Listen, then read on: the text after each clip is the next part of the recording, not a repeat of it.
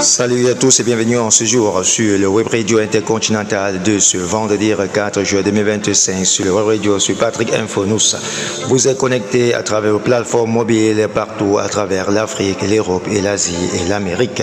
Alors, les faits divers et l'information du côté de l'Afrique centrale. C'est au Gabon, selon nos confrères de Gabon Arthur, Alire Bongo Ondimba, son épouse Sylvia et leur fils Nuridin ont été entendus lundi et mardi à Paris par des juges du pôle des droits de l'homme du tribunal judiciaire de Paris suite à leur plainte en France pour séquestration arbitraire au Gabon, a appris gabonarthur.com. Une source très proche de la famille Bongo. D'après le journal, Ali Bongo est parti de Londres pour Paris où il a été personnellement entendu par les juges.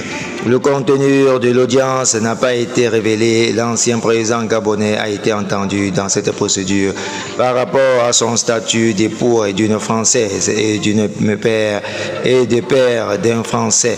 Le plaint pour séquestration arbitraire avait été déposé à Paris par les avocats de la famille, alors que Sylvia Nuridin était encore enfermée à la prison centrale de Libreville, apprend-on.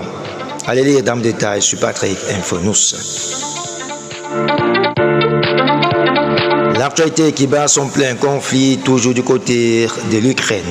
Donald Trump et Vladimir Poutine ont tenu une nouvelle conversation téléphonique d'environ une heure, centrée sur la guerre en Ukraine et les tensions au Moyen-Orient. Si la Russie cédait ouverte aux négociations, elle réaffirme sa détermination à atteindre ses objectifs. C'est la 6e fois depuis son retour à la Maison-Blanche que Donald Trump échange directement avec son homologue russe. Ce dernier appel qualifié de franc par le conseiller diplomatique du Kremlin, Yuri Uskalkov, a permis aux deux dirigeants d'aborder les sujets brûlants au premier rang dans lesquels les conflits en Ukraine. Allez lire dans le détail sur Patrick Info News et restez des nôtres.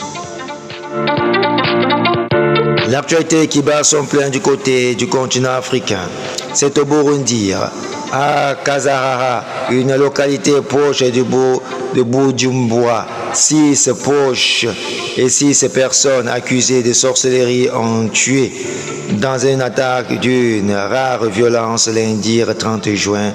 Des jeunes armés suspectés d'appartenir à la Ligue des jeunes du parti du pouvoir ont mené une expédition punitive auprès des